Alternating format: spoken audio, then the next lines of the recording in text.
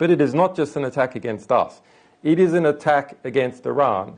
It fans the flames to start a war with Iran. And it's coming out in November. It's being filmed now.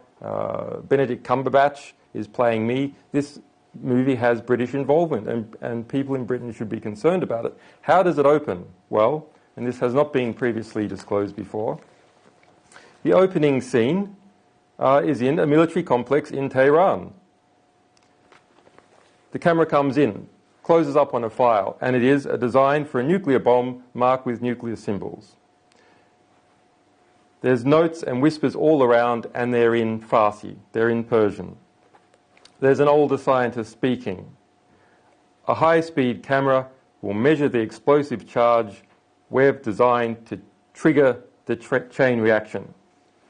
It is then revealed by the camera 4 scientists in white coats walking in a windowless corridor. The youngest, Simsana, remember that name, Simsana, writes on the file, "The dimensions of the payload are consistent with a Shabab missile." Okay, that's the opening scene. Iran is working on an atomic weapon. The opening scene of a film about WikiLeaks. How does this have anything to do with us? Well, we'll come to it. The next scene concerning Iran is in Cairo, where that Iranian nuclear scientist is meeting a US CIA agent, Kate. Close up again on the handwritten diagram of a nuclear bomb, the same diagram as we saw in the opening. And Saman says, I copied it from memory. I copied it from memory. They're testing the explosive in the next 6 months. Now remember what Tom's National Intelligence Estimate found. Iran did not have a nuclear program. All 16 US intelligence agencies feeding into that report said that was the case with high confidence and has been reconfirmed every year since that point.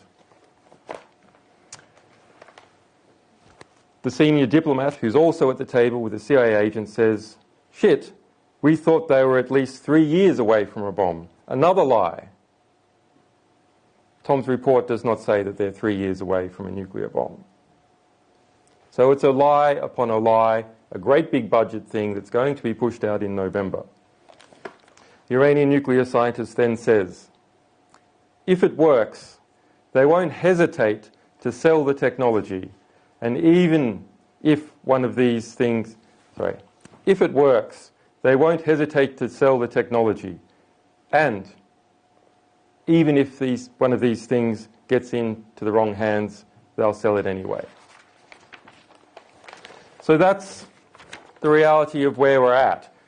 Not merely a war of intelligence agencies, but a war of corrupt media, corrupt culture.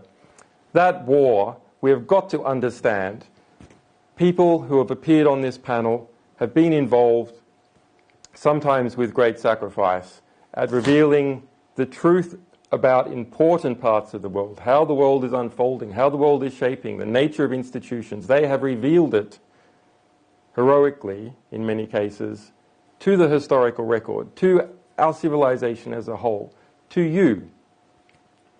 You have to understand that where there's great powers at work, I don't mean shadow conspiracies, I mean enormous cultural powers, enormous industrial powers, the vast network of corporations that interact with government agencies around the world, selling them products, shipping their logistics from one place to another. The National Security Agency, for example, now has approximately 70% of its expenditure pass through Northrop Grumman, Lockheed Martin, etc. This produces a lobby that pushes in particular directions. How is it that such a lie got into a script about WikiLeaks? How is it that in the light of that national intelligence estimate that anyone could think that it was tolerable, acceptable to foist that lie upon the public, that it would make it all the way through the Hollywood system, that distributors would pick it up, because they perceive that that is where the power lies in the United States. They perceive that it's perfectly okay to slander an entire nation, that it's perfectly okay to beat the drums of war like that, because people in that system want the war. They want it.